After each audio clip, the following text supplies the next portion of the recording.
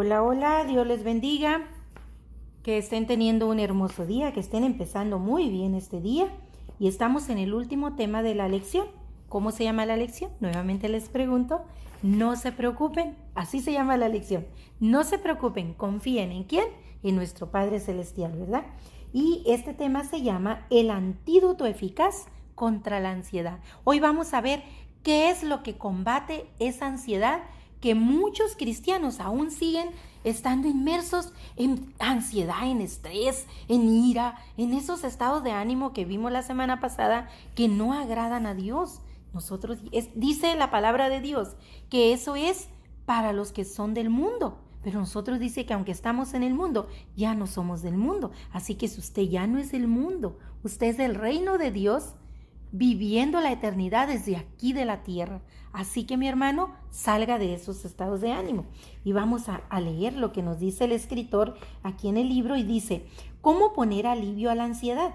Tales opciones que el mundo nos ofrece van desde hacer ejercicio, respiración, medicación, ir al psicólogo, etc.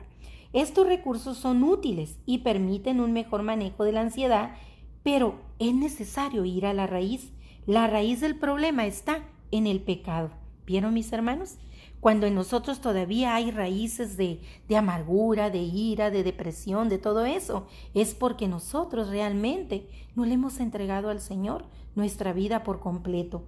Esa dice que hay que ir a la raíz para resolver esos problemas. El psicólogo nos puede dar ideas, el terapeuta nos puede dar ideas, terapias, cosas que hacer, pero no estamos atacando la raíz, que viene de Satanás. La raíz es el pecado, que aún mora en nosotros, ¿verdad? Muchas veces resulta difícil vencer la ansiedad debido a nuestros pensamientos rígidos que evitan que nos adaptemos a las situaciones que enfrentamos o porque no vemos alternativas de acción o de solución en medio de la crisis.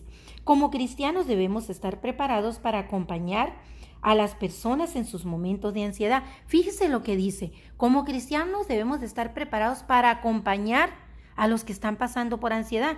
No está diciendo que debemos estar preparados para sufrir la ansiedad, porque se supone que ya en nosotros no hay ansiedad.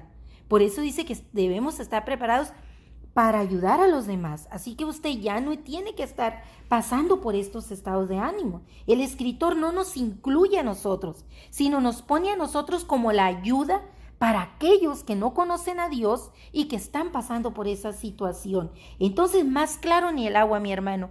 Si estamos pasando por eso, vayamos de rodillas al Señor a ver por qué estamos pasando por eso. Como dice aquí el escritor, vayamos a la raíz. ¿Qué causa eso? Y dice, nuestra confianza debe estar siempre en Dios. Un factor importante para enfrentar la ansiedad es comprender, ser conscientes y reconocer que las preocupaciones, las situaciones causantes de la misma situación de estrés, están cobrando mayor prioridad en nuestra vida que nuestra confianza en Dios. Esto sucede cuando en nuestra vida la prioridad no es Dios. Qué fuerte, ¿verdad? Lo que dice el escritor. Cuando enfrentamos una carencia o una crisis en nuestra vida como seres humanos, nos abocamos más al problema que a la solución. Eso sucede porque nos hemos separado de Dios. Si el problema nos separa de Dios, empieza la duda entre si realmente somos hijos de Dios. Y nos manda a leer el Salmo 20, versículo 7. Vamos a leerlo. Y dice así: ahora conozco que Jehová salva a los ungidos. Los oye desde sus santos cielos con la potencia salvadora de su diestra.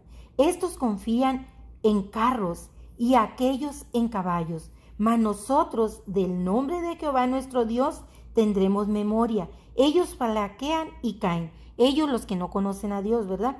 Mas nosotros nos levantamos y estamos en pie.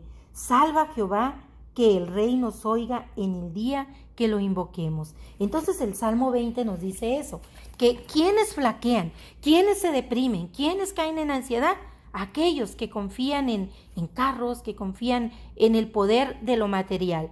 Pero los que confiamos en Jehová dice que nos mantenemos de pie. Qué bonito pasaje. Lean todo el Salmo. Yo les leí algunos versículos nada más, del 20 en adelante. Sigamos leyendo lo que el escritor nos dice y dice: reflexionemos sobre la provisión de Dios y recordemos que Él ha suplido y suplirá nuestras necesidades. Como lo hizo en el pasado, lo hará en el presente y en el futuro.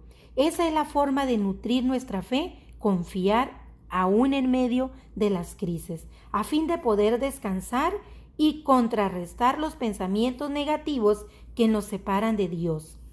Los pensamientos en Dios nos acercan a Él. Los pensamientos en el problema nos separan de Él. Si reconocemos que tenemos tendencia a la ansiedad, cada quien ya se conoce, ¿verdad?, cómo es, y preocupación. Es importante entonces protegernos de esos estados de ánimo. ¿Cómo lo haremos? Así pues, iremos a Dios de rodillas en oración o abriremos su bendita palabra para ocupar nuestra mente y nuestros pensamientos en la bendita palabra de Dios, en el pensamiento de Dios, y alejarnos de aquellos asuntos que nos inquietan. El problema de la ansiedad es que agita nuestra mente y nuestros pensamientos, nos quita la paz y nos aleja de Dios. Pero nosotros debemos de estar confiados, como el profeta Isaías dice, que Dios guardará en completa paz a la persona cuyo pensamiento no da lugar al diablo, es decir, no da lugar a la preocupación desmedida, y persevera en Dios y en sus dichos, en la confianza de que Él le sacará de esa crisis. ¿Por qué dice que sigue confiando en Dios y en sus dichos? Por eso les he dicho mucho que memoricemos versículos. Si se fijan, en cada lección nos manda a memorizar un versículo. Estamos en la lección 19, quiere decir que ya debiéramos haber memorizado mínimo 18 versículos, 19 con el de esta semana.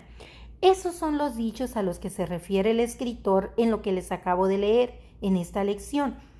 Cuando nosotros tenemos nuestra mente, nuestros pensamientos llenos de la palabra de Dios, no hay lugar para Satanás.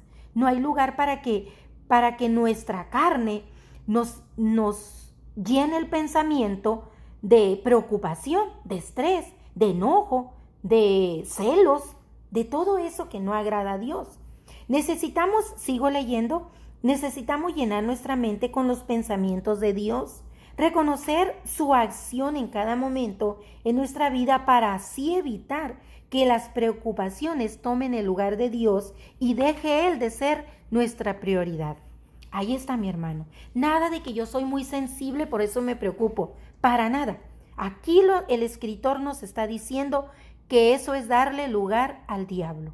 Así que, mis hermanos, tanto yo como ustedes tenemos que decirle adiós a todo eso para no seguir dándole lugar a Satanás, sino que la prioridad en nuestra mente, en todo pensamiento, tiene que ser Dios y nuestra confianza en Él. Porque cantamos muy bonito, mi vida está confiada en Él, pero la realidad a veces es otra. Entonces tenemos que ser congruentes. El agradecimiento va junto con la oración. Dice el escritor: con facilidad los seres humanos olvidamos, sobre todo en momentos de angustia y necesidad, olvidamos de otros momentos en los que Dios obró y nos sacó de esas crisis. Un recurso indispensable para cambiar nuestra forma de pensar es vivir siempre agradecidos con Dios. Aunque las cosas en el presente sean malas, nosotros no nos cansemos de agradecer. La misericordia y fidelidad de Dios son evidencias de muchas formas en nuestras vidas en las que el Señor ha estado ahí y nos ha sacado adelante. A fin de que nuestra perspectiva cambie, debemos estar siempre agradecidos con Dios. Pablo nos dio un consejo maravilloso en su carta a los Filipenses. Nos recordó que no tenemos ninguna razón para sentirnos afanados. Ese es el versículo que debemos memorizar. ¿Se acuerdan? Que no debemos sentirnos afanados y ansiosos. Y los momentos en que experimentamos ansiedad natural, porque somos seres humanos, debemos presentársela a Dios agradeciéndole y presentarle todas nuestras inquietudes, ansiedades, estrés, todo lo que estemos sintiendo en oración, porque solo así Él nos sacará de ese estado de ánimo. Mantenernos así demuestra confianza en Dios, mantenernos en agradecimiento y en oración. Nuestros pensamientos se centran en Dios y no en el problema. Esa actitud agrada al Señor. Como cristianos necesitamos vivir con la certeza de que Dios está siempre cerca de nosotros, atento a nuestras necesidades. De modo que desarrollar la disciplina de la oración diariamente y en todo momento es trascendental para los hijos de Dios, para así poder vencer esos estados de ánimo que no le agradan al Señor. Pero dicha disciplina no solo debe ser vista como un desahogo temporal, sino como nuestro primer recurso ante toda situación. De esta manera estaremos conectados siempre con Dios y con su voluntad. La oración y la ansiedad no pueden ni deben coexistir. Por eso es que al estar usted orando, usted ya no está ansioso. Si usted está en oración y sigue con la ansiedad, usted no está teniendo una conexión ni una relación con Dios. Revise su vida. Quizá usted no se la ha entregado completamente al Señor. Es importante saber que podemos estar seguros de que somos hijos de Dios. ¿Qué nos da esa seguridad? La fe y la confianza y que nada nos tambalea. Sentimos los estados de ánimo, pero no nos inquietan. Los sentimos como seres humanos, pero se los entregamos al Señor en oración y agradecimiento y nuestra vida tiene esa paz que solo el Señor puede dar como respuesta a nuestra oración. Por eso, el descanso y el alivio solamente pueden venir de ese Padre amoroso que es Dios. Miren, mis hermanos, lo que el escritor nos dice, ¿verdad? Así que nosotros, si oramos y seguimos ansiosos, nos manda el escritor aquí a que revisemos nuestra vida. ¿Qué pecado estamos teniendo? ¿En qué le hemos fallado a Dios y no se lo hemos entregado? No le hemos pedido perdón. No se nos olvide que el Señor nos disciplina. Él no nos mete en pruebas. Pero cuando nosotros le hemos fallado y no nos hemos arrepentido, el Señor permite que entremos en prueba para disciplinarnos. Por eso el escritor nos manda a que revisemos nuestra vida. ¿Qué estamos haciendo mal? Ahora bien, si usted no lee la palabra, ¿cómo usted va a saber que está haciendo mal? Entonces, si nosotros no leemos la palabra y no la conocemos, no sabemos qué dice Dios sobre ese error que cometimos, ni siquiera sabemos que nos equivocamos. Creemos que lo que hicimos estaba bien. Es necesario abrir la Santa Escritura, no se nos olvide eso. En 1 Pedro 5:7, el Señor nos recuerda que podemos depositar toda nuestra ansiedad en Dios. Este versículo lo hemos leído mucho, el que dice traer toda nuestra ansiedad y depositarla en el Señor porque Él tiene cuidado de sus hijos. Mucho lo hemos leído esto. Vaya usted a 1 Pedro 5:7 y lo lee. Dice, reconociendo que Él cuida de nosotros. Dios sabe que somos seres humanos y tenemos necesidades, pero Él es un Padre amoroso que quiere suplir cada una de nuestras necesidades, pero es necesario que nuestra confianza esté puesta con seguridad en Él. Nuestro mejor recurso que podemos tener para liberarnos de la ansiedad no es el psicólogo, no es el psiquiatra, no es nuestra mejor amiga, es nuestro Dios, nuestro Padre Celestial. Aunque la ansiedad sea una reacción humana natural que en ocasiones nos alerta y previene de peligros y amenazas, debemos ser conscientes que muchas veces realmente no hay tal peligro ni amenaza, sino que es nuestra carne que nos preocupa y nos agita para alejarnos de Dios, para hacernos perder la fe y la confianza en ese Padre amoroso y provisor para nuestras vidas. Dios espera, acuérdense que empezamos la clase con una pregunta, ¿qué espera Dios de nosotros en esos momentos de ansiedad? Pues aquí al final dice el escritor, Dios espera que creamos que Él es un Padre cuidadoso, que conoce nuestras necesidades y quiere suplir cada una de ellas. Cuando enfrentemos situaciones donde no veamos la salida y pensemos que Dios nos ha olvidado, recordemos que Dios siempre está ahí. Pero así como Dios está ahí escuchando nuestras súplicas, también Él está ahí escuchando nuestra incredulidad y nuestra falta de fe. Es necesario buscarlo en oración con confianza, no dudando, como dice Santiago, sino creyendo y con agradecimiento antes de petición, a fin de que podamos enfocar toda nuestra mirada en Él y no en el problema. Esta ha sido la clase de hoy, mis hermanos, el tema de hoy y la clase de esta semana, la lección de esta semana, que estemos confiados en Él, que no nos preocupemos, sino que confiemos en Él. Deseo yo que les sea de utilidad. La clase es útil. De usted depende que les sea de utilidad. Porque si usted no toma la clase, si nomás ve, ya me llegó la clase, pero usted no la abre, de nada le sirve. Si usted nomás le llega a la clase, ya la hermana mandó la clase, ok, nomás no le sirve de nada. A mí ya me sirvió, yo ya aprendí. Ahora aprenda usted. Ábrala, reprodúzcala. Si usted no quiere reproducir estas clases, mis hermanos, hay otra opción. Compre el libro. Cuesta menos de $20. Compre el libro. Entre usted a la casa del Nazareno y compre el libro. Por internet, pídalo, le va a llegar a su casa. No tiene que salir, lo paga con su tarjeta, le llega a su casa y lee la lección. Pero ¿sabe qué es más bonito? Compartirlo. Usted la puede estudiar en casa, yo le doy esa opción, porque me encantaría que usted no se perdiera ninguna de estas lecciones, que son muy edificantes para nosotros. No tiremos a la basura todo ese trabajo que la iglesia ya ha hecho para proveernos a nosotros de estos recursos para los problemas que enfrentamos en nuestra vida. Es verdad que leer la Biblia es primordial, pero estas lecciones nos ponen en perspectiva la vida real, a lo que nos enfrentamos todos los días y además nos da la solución, cómo salir de esos problemas. El Señor dice que no dejemos de congregarnos, dice, como algunos tienen por costumbre, algunos, pero los hijos de Dios anhelan compartir la palabra juntos. La palabra no es privada de una sola persona.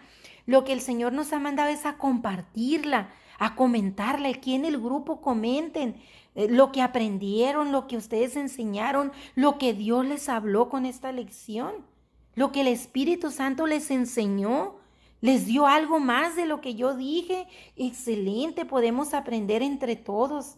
Compartan, no se queden callados. ¿De qué les sirve saber tanto si no lo comparten? La gran comisión es ir y predicar el Evangelio para que se arrepientan y se bauticen y sean salvos. Nosotros tenemos la obligación de a los demás llevarles eso, la palabra, que es el Evangelio, para que ellos se arrepientan, exhortarles a que se arrepientan, decirle la palabra como es, no palabras bonitas para que nos quieran mucho, no, la palabra como Dios manda, como está escrita, aunque no les agrade. Y tercero, y claro, esa palabra es para que se arrepientan. Ese trabajo no lo vamos a hacer nosotros, ese lo va a hacer el Espíritu Santo de Dios, que se arrepientan y sean salvos. La salvación ya está pagada, solo hay que recibirla, pero es necesaria la palabra. Si no llevamos palabra, no hay arrepentimiento. Es necesaria la palabra. Una vez que te arrepientes, tú te quieres bautizar. Si no te quieres bautizar, pues es porque no has sido salvo, así de fácil. Así que, mis hermanos, no nos cansemos de llevar el Evangelio. Un día sí y el otro también.